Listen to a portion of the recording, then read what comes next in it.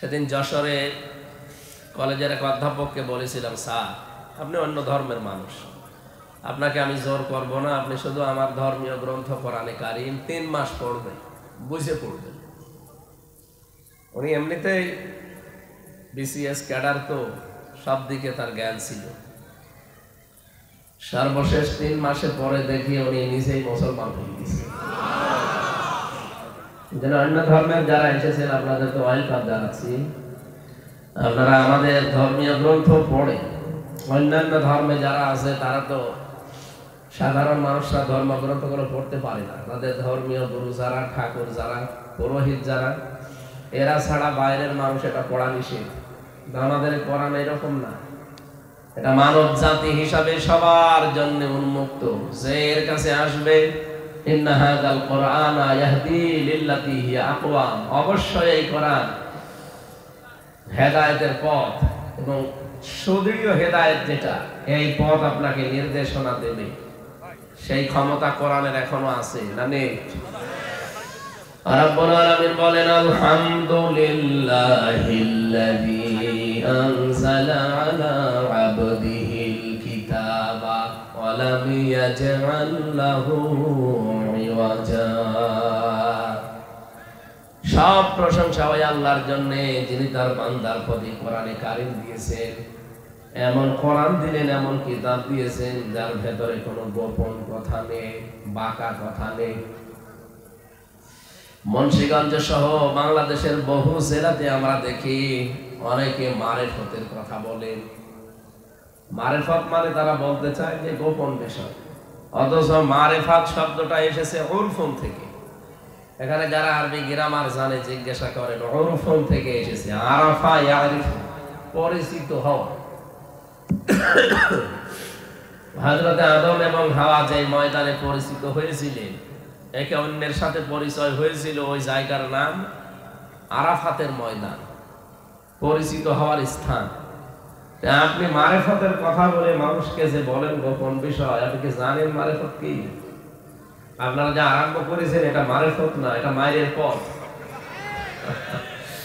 মানুষ মারার পথ বানিয়েছে, শিরক আর বেদাত দিয়ে মানুষকে মেরে ফেলতে চায় না।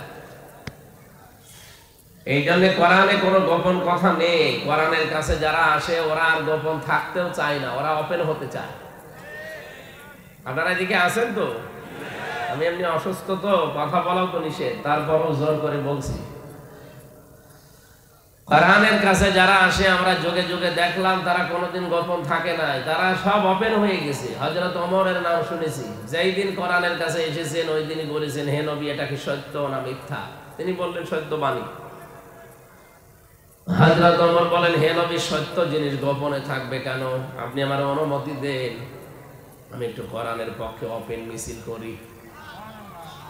মাত্র 40 জন ওই সময় মুসলমান হয়েছিল, তাদেরকে নিয়ে তিনি কাবার চত্বরের দিকে ছুটলেন। লিল্লাহি তাকবীর। এই শব্দটা যদি কেউ বেশি বেশি বলে তার হার্টের রোগ ভালো হয়ে যাবে। বিজ্ঞান এখন প্রমাণ করছে যে যতগুলো শব্দের দ্বারা এই হার্টের ভেতরে কম্পন সৃষ্টি হয়, তার ভেতরে এই আল্লাহু আকবার একটা, এটা হার্ট অ্যাটাকের ঝুঁকি আপনাকে আল্লাহ কমিয়ে দেবে, এই তার বড়ত্বের এই ঘোষণা দিলে। 96% মুসলমানের এই দেশে আমরা বিভিন্ন স্লোগান বানিয়েছি নিজেরা, ওইগুলো না বানিয়ে ওয়াকাব্বিরহু তাকবীরা, আল্লাহ বলেন তাকবীর দিব আমার নামে। রাব্বাকা ফাকাব্বির, রবের বড়ত্বের ঘোষণা দাও। তাহলে আমাদের 96% এই মুসলমানের দেশে এখন থেকে স্লোগান আমার মনে হয় জাতীয়ভাবে নারায়ে তাকবীর, আল্লাহু আকবার হওয়া দরকার। এটার সাথে কি দ্বিমত আছে আমাদের? অন্য কোনোটা দিয়ে তো উপকার হচ্ছে না। আপনি জয় বাংলা বলেন আর জয় যায় যায় বলেন, কিছুই হচ্ছে না। আর ওটা এখন কেউ দিতেও চায় না ভয়ে। সুতরাং এখন যেহেতু সময় এসেছে, আমরা 96% মুসলমানের এই দেশে আমরা আওয়াজ তুলছি, জাতীয় স্লোগান হিসাবে আমরা নারায়ে তাকবীর, এটা আমরা চাই না। আমার ভাইরা, এই আওয়াজ ঠিক নেই, কই মাইক ম্যান কই? কি করেন কি আপনি? আওয়াজ আসে কেন? আওয়াজ বাড়ি খায় ওখানে বসে বসে কি বেড়ি টানছেন? এই কথা দেবেন না, এমনি ভাববেন।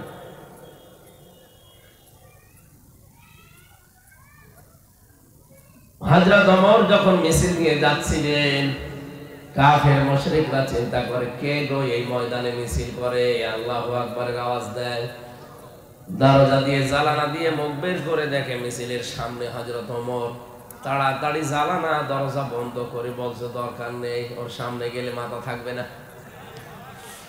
আমার তো মনে হয় 64 জেলা আর 630টা থানা আছে এই দেশে, প্রতিটি থানায় যদি একজন করে ওমরের মতো মানুষ তৈরি হয়ে যায়, এই দেশে আর কেউ কোরআন নিয়ে উল্টা পাল্টা করার চিন্তাও করবে না।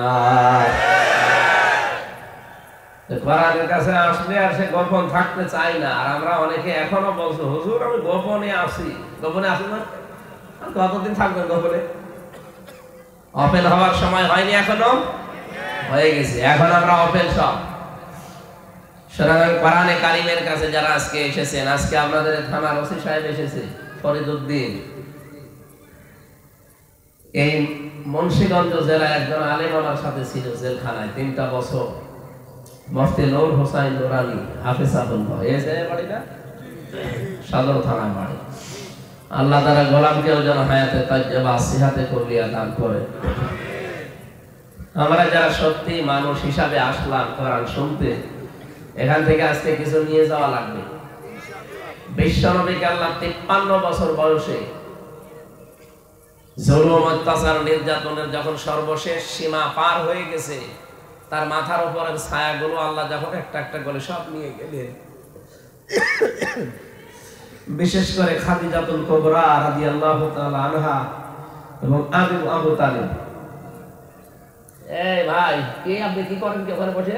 আওয়াজ হয় কেন? আওয়াজ বাড়ি খাচ্ছে। রিভার দিতে বললাম আপনাকে।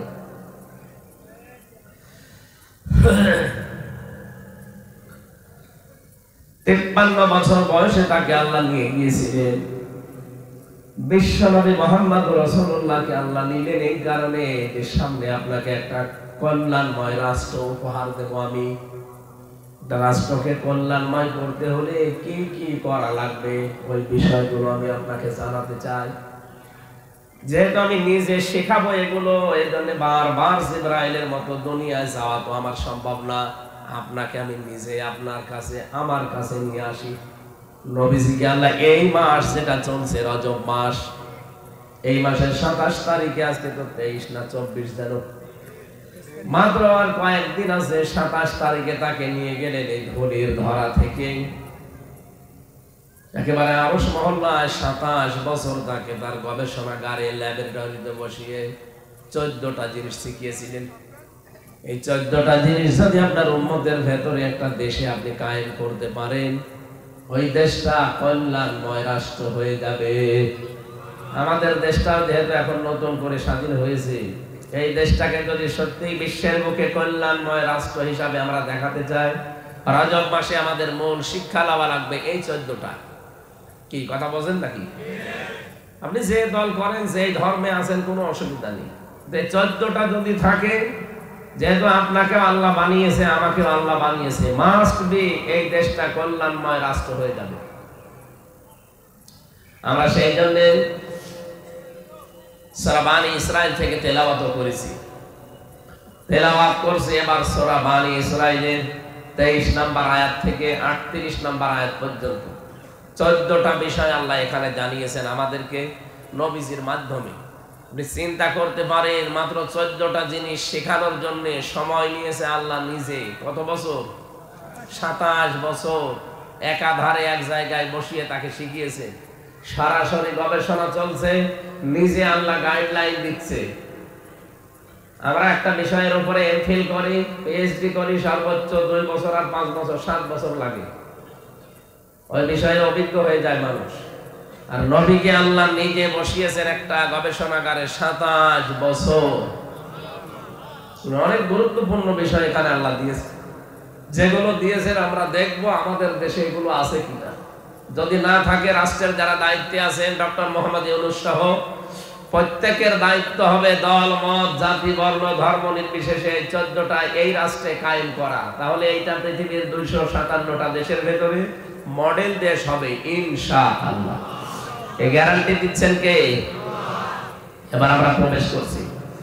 আগে দরুদ পড়িনি সাল্লাল্লাহু আলাইহি ওয়াসাল্লাম। কোন অনুষ্ঠান কবুল করতে হলে এই দরুদ পড়া লাগবে। যে কোনো অনুষ্ঠান শুরু করার আগে দরুদ পড়বে, অনুষ্ঠান শেষ হওয়ার পরেও দরুদ পড়া লাগবে। কেউ যদি দরুদ শরীফ না পড়ে তাহলে ওইটা ঝুলিয়ে থাকে, আকাশে যায় না। কত বড় গুরুত্বপূর্ণ বিষয় এটা না? এবার আমার প্রশ্ন, দরুদের ভেতরে কি আছে যে পড়লে এটা আরো সে চলে যায়? এর ভেতরে যে কথাগুলো আপনি বলেন ওইগুলো আপনার প্র্যাকটিক্যাল লাইফে কিন্তু থাকা লাগবে। খালি মুখ দিয়ে বলবেন কিন্তু আপনার জীবনে ওইটা নেই। ও কিয়ামত পর্যন্ত দরুদ পড়িয়েই যাবে, ও আকাশে যাবে। তাহলে আমরা যে দরুদ পড়লাম একবার পড়ি নাই প্রথমে? কি পড়েছিলেন? আপনি তো আরবিতে পড়েন, অনেকে জানেন না। আমি বাংলাটা বলছি, দেখেন তো আপনার জীবনে আছে কিনা, আর আপনার দরুদ কত দূর গেল, এই 6 তলা পার হয়েছে কিনা। রাব্বুল আলামিনের কাছে আমরা জানিয়েছি আল্লাহুম্মা, হে আল্লাহ, সাল্লি আলা, তুমি রহমত নাজিল করো আলা মুহাম্মদ, মুহাম্মদের উপরে। আল্লাহ যেন সহসায় আমাদেরকে জিজ্ঞাসা করছে, হে মুন্সিগঞ্জের মানুষেরা, মুহাম্মদের উপরে যে রহমত নাজিল করব, কে এই লোকটা? আমরা একজন দুইজন না, সবাই মিলে জবাব দিয়েছি সাইয়্যিদিনা মুহাম্মদ, আমাদের নেতা। কি এটা কেউ অস্বীকার করতে পারবেন? এটা আরবিতে আপনি বলেছিলেন। কেন? দুনিয়ায় কত শব্দ আছে, ওই সমস্ত শব্দ না বলে সাইয়্যিদিনা, সাইয়্যিদ তো বলতে পারতেন যে আমার নেতা, সাইয়্যিদিনা বলেছেন যে আমাদের নেতা। কেউ আমরা বাকি নেই, এখানে যারা আছে সবাই মিলে বললাম। এই কথাটা কেন বলা হয়? কারণ নেতৃত্বের বিষয়টা শুধু দুনিয়া না, এটা মরণের পরও লাগবে। সূরা হুদ 12 নম্বর পারা, 12 নম্বর পৃষ্ঠার প্রথম নম্বর লাইনের 98 নম্বর আয়াতটা বাড়িতে একটু মিলাবেন তাফসীরের সাথে। যে কোনো তাফসীর দেখবেন, ইয়াকুদুমু কওমাহু ইয়াউমাল কিয়ামাতি ফাআওরাদাহুমুন নার ওয়া বিইসাল বিরদুল মাওরুদ। আমি প্রায় 42টার উপরে তাফসীর মিলিয়েছি আয়াতের সাথে। সব মুফাসসির সামারাইজ বক্তব্য একই দিয়েছেন। এর বাংলা অর্থ দাঁড়ায় এইটা, যে দলের নেতা জাহান্নামে যাবে ওই দলের কর্মী তার সাথে জাহান্নামে যাবে। এটা যদি কেউ রাজনীতি মনে করেন, হ্যাঁ এইটাই রাজনীতি। আপনি যাচ্ছেন জাহান্নামে, আমি দেখতে পাচ্ছি, আর আমি বলতেও পারবো না আপনি কি হয়েছেন কি।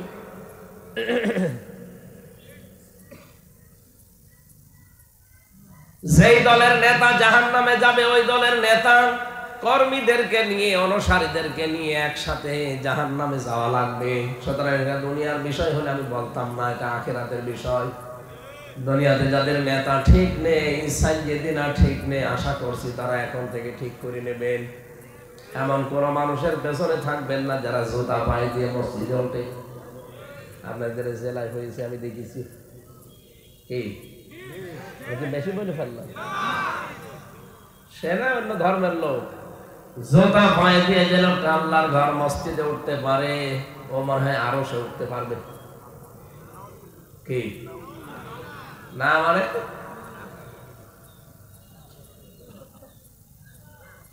সুতরাং আশা করছি আপনি এখন থেকে সাইয়্যিদিনা ঠিক করবেন। কিয়ামতের ময়দানে আল্লাহ যখন বিচার ব্যবস্থা তৈরি করবেন, 3টা ধাপ বানাবেন। প্রথম ধাপে আল্লাহ আপনাকে ডাকবে বিচার করার জন্য একা একা। কয়জন করে? ওয়াকুল্লুহুম আতিহি ইয়াউমাল কিয়ামাতি ফারদা। সূরা মারইয়াম 16 নম্বর পারা 10 নম্বর পৃষ্ঠার 15 নম্বর লাইনের শেষ নাম্বার রুকু 95 নম্বর আয়াতে আছে।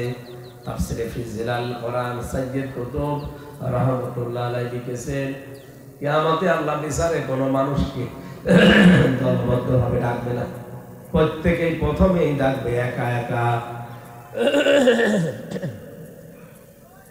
গজারিয়াবাসী নিজের দিকে দেখা নেবার, নিজের পেছনের দিকে তাকিয়ে বলেন তো, আপনি যে জীবন তৈরি করেছেন, কিয়ামতে আল্লাহ যদি একা একা ডাকে, আপনি দাঁড়ানোর মতো যোগ্যতা এখনো হয়েছে? না, হয়নি। আমি একা একা থাকলে মাঝে মাঝে চিন্তা করি, আল্লাহ যদি বলে হামজা 2024 সালের 31শে ডিসেম্বর পর্যন্ত তোরে মাফ করে দিলাম, যা, কোনো হিসাব দেওয়া লাগবে না, শুধু 2025 সালের 1 থেকে এই 23 তারিখ, এই 23 দিনের হিসাব দিয়ে তুই জান্নাতে চলে যা। আমার তো মনে হয় 23 দিনের হিসাব দাও আমার দ্বারা সম্ভব না। আপনারা পারবেন না? আপনারা পারবেন? এটা তো সহজ বিষয় না। হিসাব শুনতে যত সহজ মনে হচ্ছে, বিষয়টা অত সহজ না। যাদের ভেতরে এই টেন্ডেন্সি তৈরি হয়েছিল, ওদের জীবনটাই পুরো পাল্টিয়ে গেছে যে হিসাব দেওয়া লাগবে আমার। এই বাংলাদেশ 54 বছর হয়ে গেল, শুধু হিসাব দেওয়া লাগবে এই টেন্ডেন্সি আমাদের ভেতরে নেই।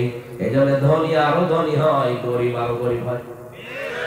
এটা যদি হিসাব থাকতো, আজকে আমি একটা প্রতিবেদন দেখলাম, কুষ্টিয়ার আমাদের সাবেক এমপি মাহবুবুল আলম হানিফ, নাম শোনেননি? 15 বছর আগেও লোকটা নিজে চাউল বিক্রি করে খেয়েছে, অথচ এখন বাংলাদেশে যদি 5 জন ধনী থাকে, তার ভেতরে সে একজন। শুধু দেশে না, কানাডায় যা বানিয়েছে ও জানি আর আল্লাহ জানি। প্রতিবেদনটা প্রায় 21 মিনিট আমি দেখেছি, কি বানিয়েছে আল্লাহ, কিন্তু ভক্ত করতে পারলেন না। এখন সব জনগণের আন্ডারে চলে গেছে, নিজে এখন চলে গিয়েছেন সেটাই কোথায়? সে কানাডা। ওখানেও তো থাকতে পারেন না। সাহেব পাড়া, বেগম পাড়া যারা বানিয়েছে, আমি নিজে যে দেখে এসেছি, ঘরে থাকে না, তালাবদ্ধ। মালয়েশিয়া বানিয়েছে সব সাহেব পাড়া, কানাডায় সব বেগম পাড়া। যে হোটেলে উঠি দেখি নিচে 2 শয়তান চা খাচ্ছে। কি গো এখানে? হুজুর আমরা আগেই পালিয়েছি। কেন সাহেব পাড়ায় থাকবেন না? ওখানে থেকে মার খাবো। বাংলার জনগণ এখানেও আছে। যদি সাহেব পাড়ায় উঠি, আমারে যদি দেখে পিটিয়ে ভক্তা বানিয়ে ফেলবে। কি করলেন হারাম ইনকাম করে? যদি বৈধ পথে থাকতেন, আজ কুষ্টিয়ার বাড়িতেও থাকতে পারতেন। অথচ আপনি তাকান, কুষ্টিয়ার বাড়িটা এখন গণ টয়লেট হয়ে গেছে। একবারে দেখি মানুষ 4-5 জন করে যায়, কেউ এদিকে কেউ এদিকে কেউ এদিকে, মনে হচ্ছে যে মানে জামাত বদ্ধ টয়লেট চলছে। রাব্বুল আলামিন বলেন, এটা করলাম কেন জানো? এটা সূরা নমলের ভেতরে পাবেন। এখন যদি বলেন হানিফের নাম কোথায় আছে? হানিফের নাম নেই, কিন্তু দাদাদের নাম আছে। সূরা নমল 19 নাম্বার পারা 20 নাম্বার পৃষ্ঠার 7 নাম্বার লাইনের 52 নাম্বার আয়াতে আছে। আপনি শুধু বাড়ি যেয়ে মিলিয়ে দেখবেন। ফাতিলকা বুয়ুতুহুম খাবিয়াতাম বিমা যালামু ইন্না ফি যালিকা লাআয়াতান লিকাওমিন ইয়ালামুন। রাব্বুল আলামিন বলেন ফাতিলকা, এখানে আরবি গ্রামার জানি, অনেক আলেমের নাম দেখলাম। আল্লাহ জানিয়েছেন, মনে হচ্ছে আঙ্গুল দিয়ে আমাদের দেখাচ্ছেন, এই সেই ঘরগুলো। ফাতিলকা বুয়ুতুহুম, বাইতুন না, বুয়ুত বহু বছর, হোম মানে তাদের, খাবিয়াতান আমি জনশূন্য করে দিয়েছি, পরিত্যক্ত বানিয়ে দিয়েছি, বিমা যালামু এদের জুলুমের কারণে। আল্লাহ বলেন এই সেই ঘরগুলো, এগুলো জালেমদের জুলুমের কারণে ঘর পর্যন্ত আজ পরিত্যক্ত হয়ে গেছে। আয়াতটাতে কত বাস্তব। 2024 আগস্টের 5 তারিখের বিকাল বেলা আমি দেখতে পেয়েছি হানিফের বাড়ি পোড়াটা মানুষ একেবারে তছনছ করে পায়খানার প্যান পর্যন্ত খুলে নিয়ে চলে গেছে। কারণ জুলুম যেখানে হয় ওই জায়গাটা পর্যন্ত অভিশপ্ত হয়ে যায়। আল্লাহ পাক বলেন শুধু এই বাড়িটা না, ফাকতিয়া দাবিরুল কওমিল্লাযিনা যালামু। সূরা আনামের 45 নম্বর আয়াতের প্রথম অংশে আছে যে জালেমদের শিকড় কেটে ফেলা হয়ে গেছে। কেটেছে কে? কেউ জানে না। কতিয়া বছর না, এর ফাইল জানা আছে? জানা নেই। সারা বাংলাদেশের 64 জেলার 630টা থানা, প্রায় কম বেশি আমার সব জায়গায় যাওয়া আছে। যেখানে যায় দেখি জালেমদের বাড়ি ঘর একেবারে মিশে গেছে। কিন্তু মিশিয়েছে কে মাটির সাথে?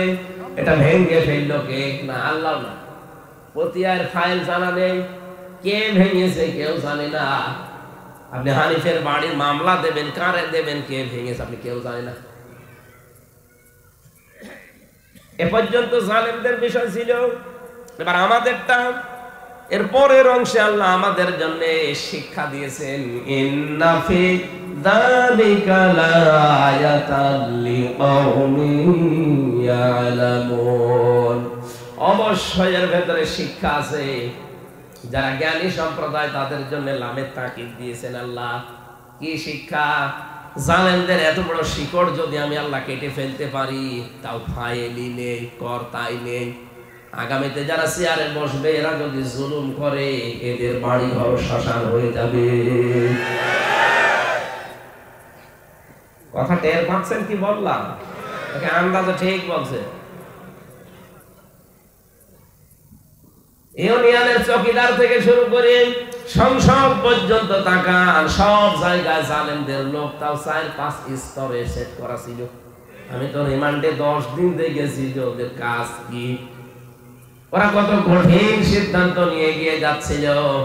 আল্লাহ বলেন আমি কেটে ফেলেছি। কেটেছে কে? কেউ জানে না দুনিয়ায়। জালেমদের কোন শিকড় আমি আর বাকি রাখবো না। দিন যত যাবে জালেমদের পরিণতি তত খারাপ হবে।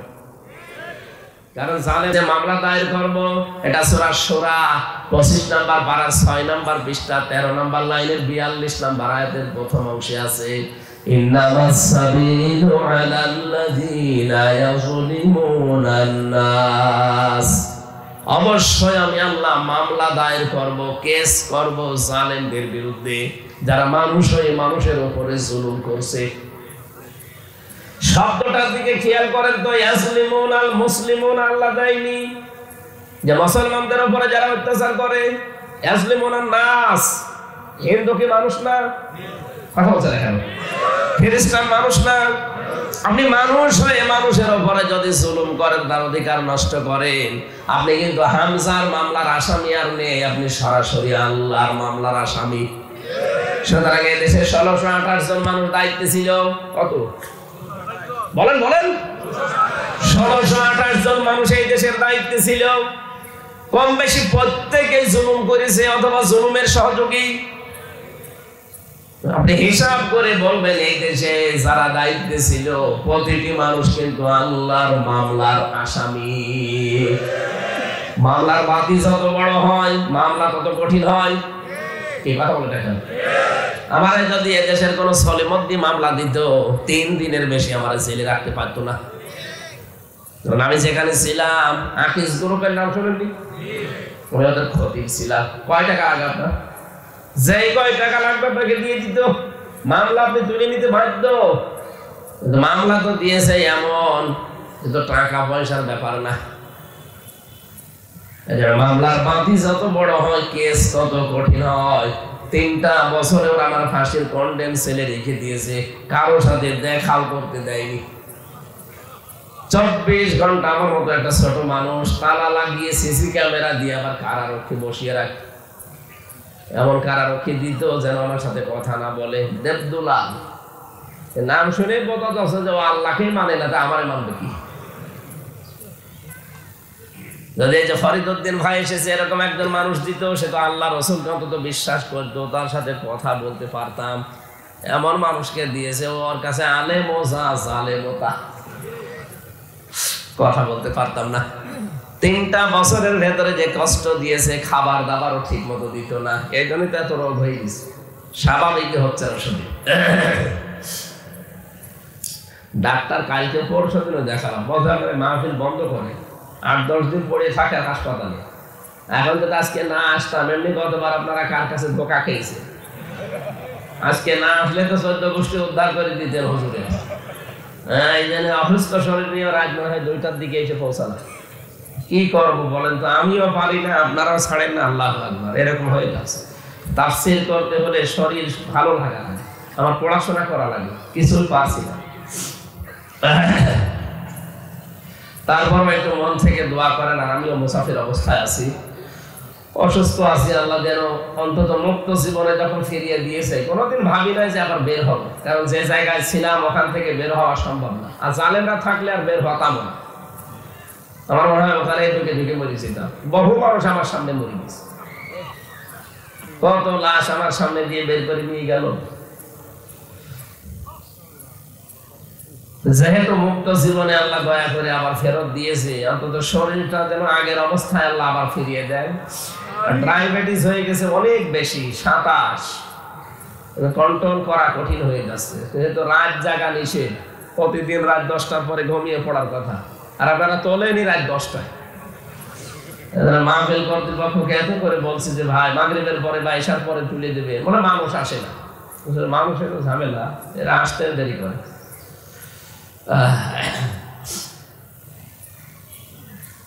শরীরটা যেন সাপোর্ট দেয়, কথাগুলো যেন সহজ সরল ভাষায় আপনাদের সামনে বলতে পারি, বলেন আমিন। তাহলে আমাদের উচিত জালেমদের এত বড় শিকড় যদি কেটে ফেলা যায়। আমাদের তো শিকড়ই নেই, 15.5 বছর তো সব আমরা জুলুমের শিকার, সবগুলো মাজলুম। কথা বলেন না কেন? বিএনপির কত মানুষ আমি সাথে পেয়েছিলাম, যার 313টা মামলা। এখানকার একজন মনে হয় ছিল কি সফু নাকি জানো, সফু, শরাফত আলী সফু, এখন বাইরে না। 313টা মামলা যার নামে, বলেন তো ওই লোকটা কবে মানে হাজিরা দেবে কবে, আর কবে দুনিয়ার কাজ কাম করবে? জালেমরা করেছিল কি? বিএনপির এক লিডারের নাম শুনলাম, ওই বড়গোনায় বাড়ি, তার মামলা দিয়েছে 556টা। বললাম ভাই আপনি কবে জামিন করাবেন, আর কবে বের হবেন, কবে হাজিরা দেবেন? সারা বছর তো হাজিরায় থাকা লাগবে। কি করেছে বলেন তো? আমারে ভালো মানুষ ঘরের থেকে তুলে নিয়ে গেল, যে বলছে যে 50টা মামলা দেব, এখনই 10 লাখ টাকা দেন। আমি যে মামলাকে আপনি বানাবেন, সব বানানো আছে, শুধু নাম লিখে দেবেন। এই চলছিল দেশে। আজকে ভিডিও একটা বের হয়েছে এই হাউ আঙ্কেলের, হাউ আঙ্কেল না ওনার নাম, হাউ আঙ্কেল। উনি একটা ভিডিও বলছে যে মামুনুল হককে তো ধরে নিয়ে এসেছি, এখন কোন মামলায় ওনাকে দেব তাই বলেন। এই একটা দেশ হইলো, কি আশ্চর্য গো। কত মানুষকে আমি ওই আয়না ঘরে দেখেছি, আমি তো ছিলাম 10 দিন ওই মাটির নিচে। আপনি কি বলে আমি জানি না কোথায় আছি, এমনকি অনেকে নামও জানে না, আমার নাম কি তাও জানে না। ওরা যদি জিজ্ঞাসা করে আপনার নাম কি, খালি উলক ভলক করে তাকায়। তার মানে ও 5 বছর 7 বছর 10 বছর পড়ে আছে, কেউ জানেই না, কারণ ওর নাম তো কেউ ডাকে না। ওর নাম মনে থাকবে কি? এটা কোন বছর ওর জানা নেই, এটা যে কি মাস, কয়টা বাজে এখন, ও কিছুই জানে না। এমন একটা জায়গা, এদিকে 3.5 হাত, এদিকে 2.5 হাত পড়ে আছে, তাও 5 এন দিয়ে বাঁধা। আমার সাথে মুফতি ফখরুল ইসলাম ছিল, ওই ফাঁসির কন্ডেম ছেলে। উনি আমার একদিন বলছিল, ভাই এই যে আমি শুয়ে থাকি হাত পা ছেড়ে দিয়ে, এটা যে কত বড় নিয়ামত আপনি জানেন? এই জালেমরা আমার এই মাটির নিচে নিয়ে পায়ের ভেতরে হাত দিস দিয়ে, সামনে লোহার ব্যারিকেড আছে, এর সাথে চেন দিয়ে আটকিয়ে দিস। 2-5 মিনিট 10 মিনিট পরে খুলে দে না। বছরের পর বছর সকালবেলা মাত্র 8-10টা ছোলা দিত, তাও পচা ছোলা। দুপুর বেলা 1 মুঠ ভাত দিত, তাও মনে হচ্ছে কেউ মাখিয়ে দিয়েছে। টয়লেট করার জন্য মাত্র 1-1.5 মিনিট সময় দিত। ওই 1 বতনা পানি দেবে, ওইটা দিয়ে টয়লেট করে ওযু করে নামাজ পড়লে পড়েন, না পড়লে ওর ভেতরেই শেষ। কয়টা বাজে বলে না, আন্দাজে নামাজ পড়া লাগে। আমিও 11 ঘন্টা টাঙানো ছিলাম ওই সময়, আমিও 4 ওয়াক্ত নামাজ পড়তে পারি না, ইশারায় পড়েছি, কারণ আমি জানি না কয়টা বাজে। এই কঠিন পরিস্থিতিগুলো তারা তৈরি করেছিল। তুরস্কের একটা গণমাধ্যম কালকে রিপোর্ট পেশ করেছে, যিনি পালিয়ে গেছে। আপনারা যে রাগ করেন যে উনি কি করেছে এত যে ওনার পালিয়ে যাওয়া লাগলো, আরে ভাই আমি তো ভিকটিম, আমি নিজে দেখেছি। এই রিপোর্টে দেখা যাচ্ছে যে উনি বাবা আর মাকে এক ঘরে রেখে দিয়ে সন্তানটাকে পাশের রুমে রেখে দুধ খাওয়াতেও দিত না। বলতো না, যা বলছি এগুলো করা লাগবে, না তো ছেলে মেয়েকে দুধ খাওয়াতে পারবে না, এইরকম কড়াকড়ি করতো। আর আপনি বলেন কি হয়েছে, এত আপনার সাথে তো হয়নি। আপনার বাবারে যদি ওইভাবে আয়না ঘরে 14 বছর আটকিয়ে রাখতো তখন আপনি টের পেতেন। আগামীতে বাংলার এই জমিনে কোন জালেম যেন চেয়ারে বসতে না পারে সেই ব্যবস্থা আমাদের করা লাগবে। যারা আসবে আমরা চাই তারা মানবতার দরদি হবে। কথা বলেন না কেন? জুলুম এটা যে কত বড় নিকৃষ্ট কাজ, আর এত অপমান করতো আলেমদেরকে। আমি একটা আলেম না, আমার নামের আগে তো মাওলানা লিখে আছে, আমি কোরআনের হাফেজ, আর আমার মা বাবা তুলে গালি দিত। কি করেছি আমি এত?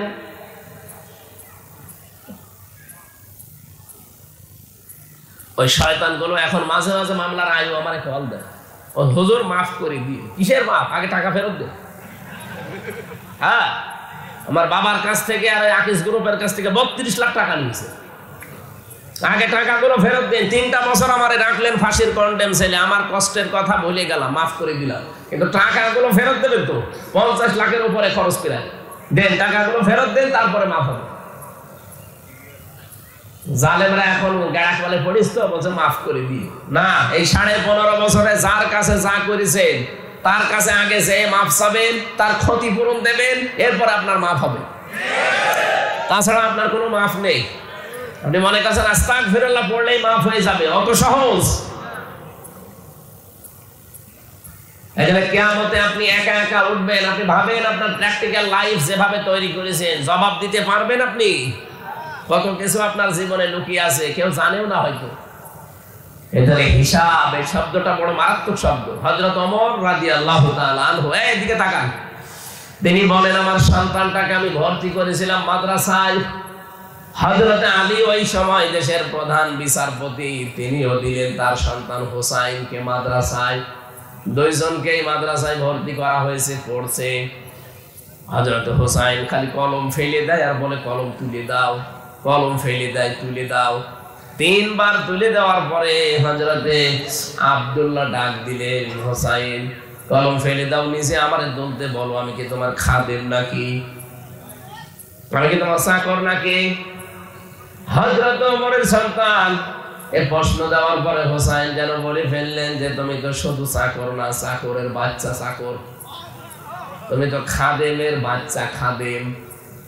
একটা প্রেসিডেন্টের ছেলেকে কথা বললে তার মাথা ঠিক থাকার কথা। একবারে বাড়ি গিয়ে বলছে, আব্বা আমি আর মাদ্রাসায় যাব না। কেন? আমাকে হোসাইন গালি দিয়েছে আমি নাকি খাদেমের বাচ্চা খাদেম। তোমারেও গালি দিয়ে ছোট করেছে আমার ক্লাসরুমে। তুমি বিচার যদি না করো সত্যি আমি আর পড়াশোনা করব না। ঠিক আছে, বিচার এখন না, জমার দিন বিচার করব। সবাই যখন এসেছে উনি খুতবা দিচ্ছিলেন, হঠাৎ আলোচনা বন্ধ করে দিয়ে বললেন, এখানে আব্দুল ওমর হোসাইন আছে? বলে হ্যাঁ, এদিকে আসো। তুমি আমার সন্তানটাকে গালি দিয়েছো? বলে হ্যাঁ দিয়েছি। কেন দিলে? হযরত হোসাইন বলে, খলিফা বুকে হাত দিয়ে বলেন তো আপনি কি আমার নানার খাদেম ছিলেন না? হযরত ওমরের কথা বন্ধ হয়ে গেছে, চোখ দিয়ে দরদর করে পানি পড়ছে। তাই তো, আমি তো তোমার নানার খাদেমই ছিলাম, কিন্তু এটা তো একটা ডকুমেন্টারি দরকার। তুমি কি লিখে দিতে পারবে দলিল? নিয়ে আসেন কাগজ কলম। খেজুরের পাতা নিয়ে এসেছে। হযরত হোসাইন লিখে দিলেন, ওমর আমার নানার খাদেম ছিল, আমি দেখেছি। ইতি হোসাইন ইবনে আলী, গান সই করে দিলাম। হযরত ওমর কাগজটা হাতে নিয়ে চমা খেলেন, ডাক দিয়ে বললেন, নবীর সাহাবীরা বিচার হয়ে গেছে। ছোট মানুষ আব্দুল্লাহ তো বোঝে না, বলে আব্বা তুমি তো বিচার শুরুই করলে না, কি করে হয়ে গেল? হোসাইনকে শাস্তি দিবা না? হযরত ওমর বলে, আব্দুল্লাহ যে বিচার করেছি দুনিয়া না আখিরাতেও কাজে লাগবে। আমি যখন মারা যাব এই কাগজটা আমার কাফনের ভেতরে দিয়ে দিও।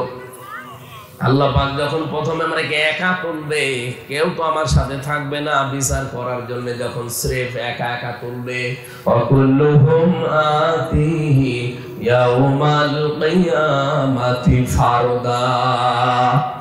কিয়ামতে যখন একা একা আল্লাহ আমাকে ডাকবে, জীবনে যদি কিছুই আল্লাহর ভালো না লাগে এই কাগজটা দেখাবো। কাগজটা দেখিয়ে বলবো রব্বুল আলামিনের দিকে তাকাও, তোমার নবীর নাতি লিখে দিয়েছে আমি নবীর খাদিম ছিলাম, এই ছিলাম হলো আজকে তুমি আমারে মাফ করে দাও। জীবনের হিসাব বড় কঠিন জিনিস, দোদক ধরলে মানুষ পাগল হয়ে যায়, তারপরও তো ঘুষ খাস দিয়ে এদিক ওদিকে করা যায়। আল্লাহ পাক বলেন আমার বিচার ব্যবস্থায় প্রথমেই ধরে কিন্তু আমার সামনে আমি একা দাঁড় করাবো, কেউ থাকবে না। হ্যাঁ, যদি আমি তোরে মাফ করার ইচ্ছা করি, পুরো ময়দান থেকে তোরে আমি আলাদা করে নেব, কিয়ামতে একটা কুদরতের চাদর দিয়ে তোরে আমি ঘিরে ফেলবো। শুধু আমি তোর সামনে দাঁড়িয়ে বলবো, ওই হামজা এই কাজগুলো তুই করেছিলি। বাধ্য হয়ে তুমি তো বলতেই পারবে যে আল্লাহ আমার তো কিছু করার নেই, সবই তো তুমি জানো, হ্যাঁ আমি করেছিলাম। মাথা নিচু করে চোখের পানি যখন ফেলবে, আল্লাহ পাক বলেন ওর চেহারা কাকুতি মিনতের দিকে তাকিয়ে আমি কুদরতের জোয়ারে জোশ পয়দা হবে। ওরে বলবো ঠিক আছে যা, গোপনে তোরে মাফ করে দিলাম, কাউকে বলবি না, জান্নাতে চলে যা। এটা হচ্ছে হিসাব ইয়াসির।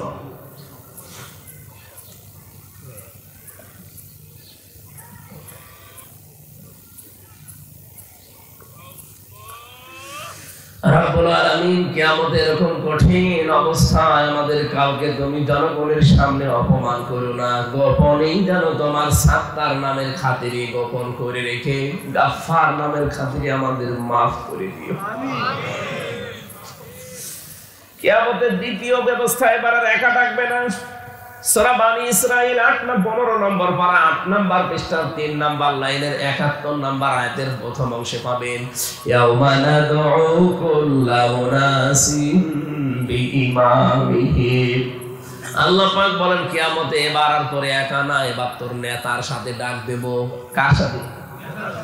আমি এই জন্যই সাইয়্যিদিনা তুলেছিলাম, আপনাকে এবার আর একা ডাকবেন, আপনার নেতার সাথে ডাকবেন। ও মুন্সিগঞ্জবাসী, নিজের বিবেক থেকে বলেন তো, আপনি যে নেতার পেছনে ঘোরেন, যে নেতার পেছনে থাকেন, পরে যদি আল্লাহ সামনে ডাকে আপনাকে পেছনে ডাকবে, কি মনে হয় আপনাকে আল্লাহ মাফ করবে বলে মনে হয়? আপনি এখনই বলছেন না, আপনি তো ধরা খেয়ে বসে আছেন। বিবেকটা কাজে লাগান, এমন মানুষের পেছনে থাকা লাগবে যে মানুষটাকে দেখলে আমার আল্লাহর কথা মনে হয়।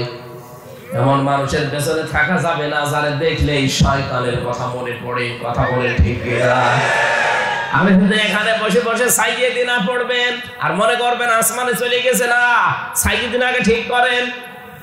আমি জানি অনেকের এবার মন খারাপ হচ্ছে, সঠিক কথা আমি বলবো, এতে মন ভালো হোক আর খারাপ হোক, আমি চাই আপনি ফিরে আসেন। এতটুকু আপনি শেষ করে দেননি, পরের শব্দ কি বলেন? মাওলানা। মাওলানা মানে আমির হামজা। এই মাওলানা মানে অভিভাবক, পথ প্রদর্শক, গাইডলাইন দাতা। এই পৃথিবীতে আমাদেরকে গাইডলাইন দিয়েছেন, পথ দেখিয়েছেন মুহাম্মাদুর। জবান খুলে বলেন মুহাম্মাদুর রাসূলুল্লাহ। সুতরাং তার দেখানো পথ বাদ দিয়ে পৃথিবীর কারো পথে যাওয়া যাবে না। আজ কত নতুন নতুন পথ এই দেশে বের হয়েছে, আল্লাহর নবীর পথ নেই, নতুন নতুন পথ আজকে আপনি বের করেছেন। বলেন তো, যারা জিকির করেন ইবাদতের জন্য করেন না লোক দেখানোর জন্য? এক কথা বলা লাগবে।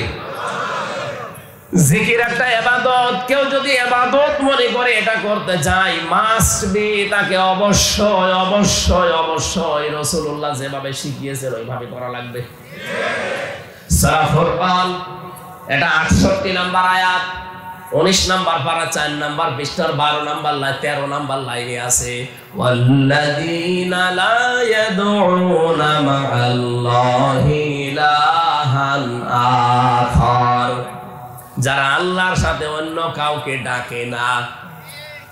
এই পৃথিবীতে 3টা পাপের শাস্তি ডবল করে দেবে আল্লাহ।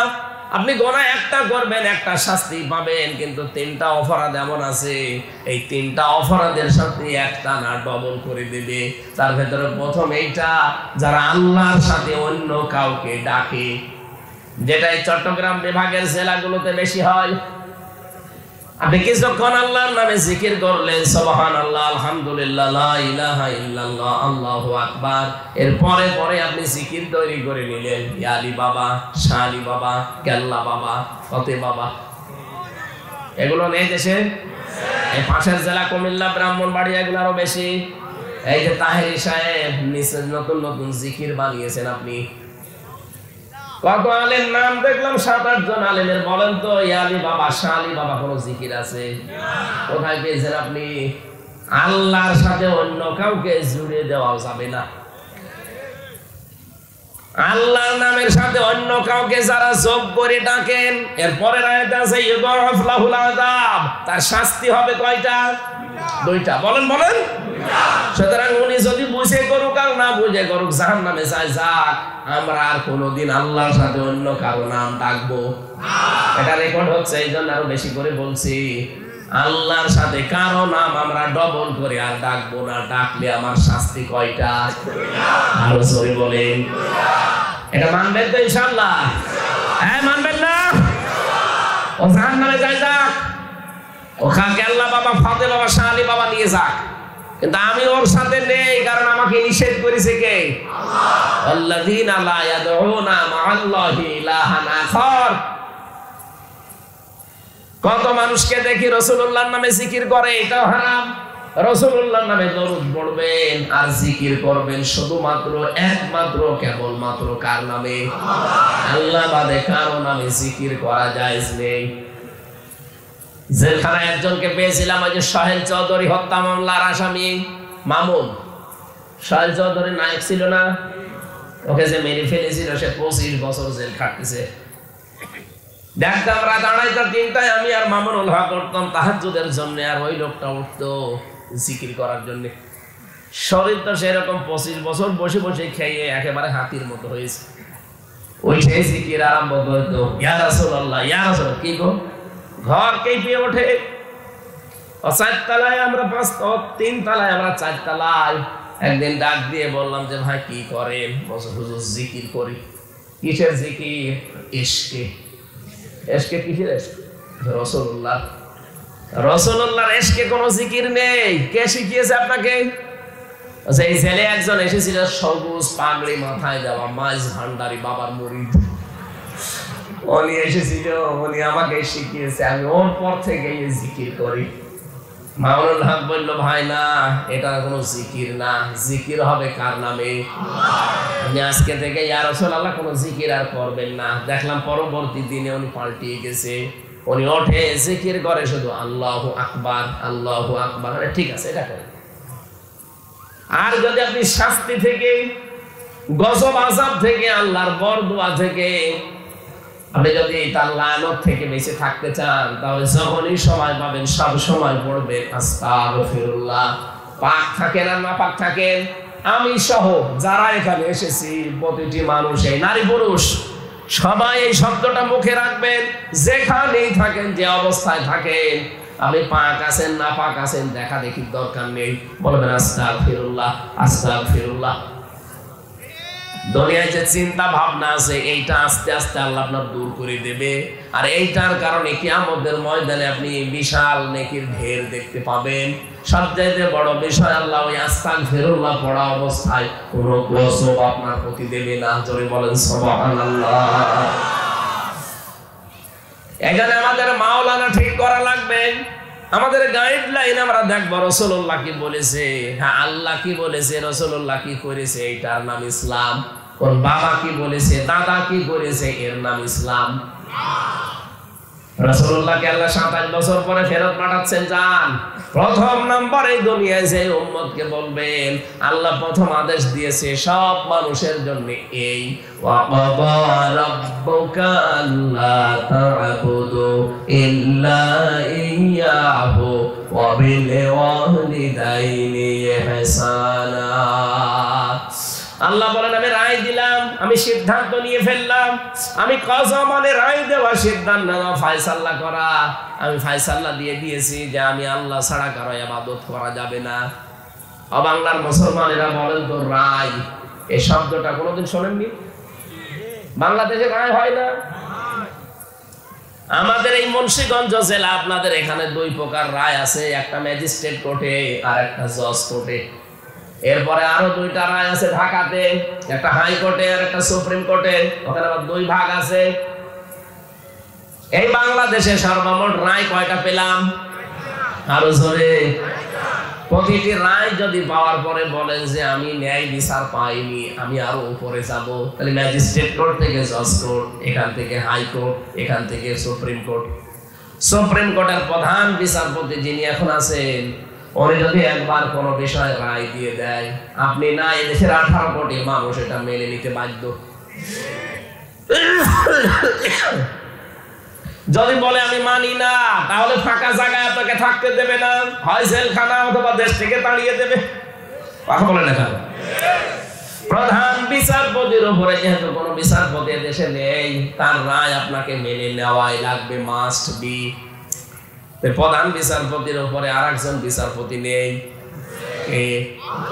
আমার দুনিয়ায় যত বিচারপতি সবার উপরে কে?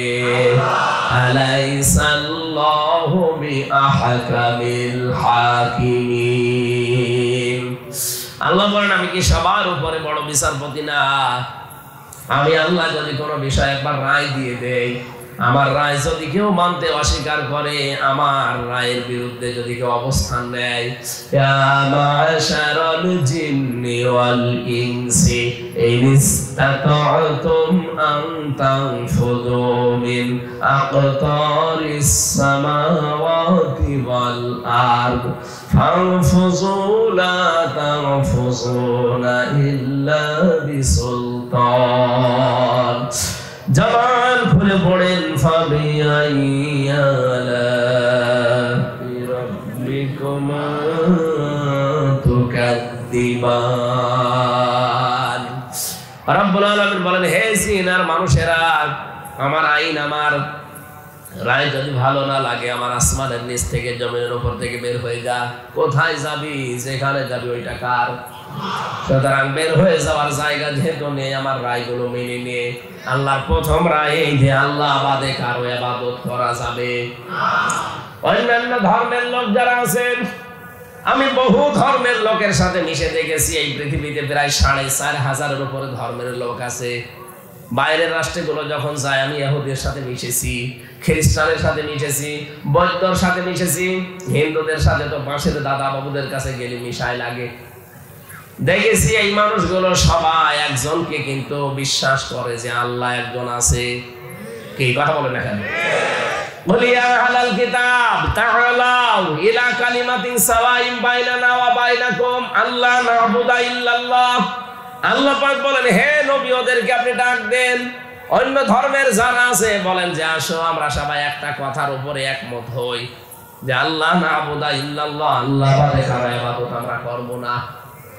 কি কথা বলেন না কেন? আরে বাংলাদেশে আমরা অন্যান্য ধর্মের যারা আছে সবাইকে বলছি আসেন, আপনারাও কিন্তু বিপদে পড়লে আল্লাহকে ডাকেন। আমি যখন বরিশালে পড়তাম দেখেছি, ওই সময় তখন ব্রিজ ছিল না, লঞ্চে নৌকায় যাওয়া লাগতো। নৌকায় করে যাচ্ছি, হঠাৎ ঝড় উঠেছে, নৌকা কাঁপাকাঁপি করছে।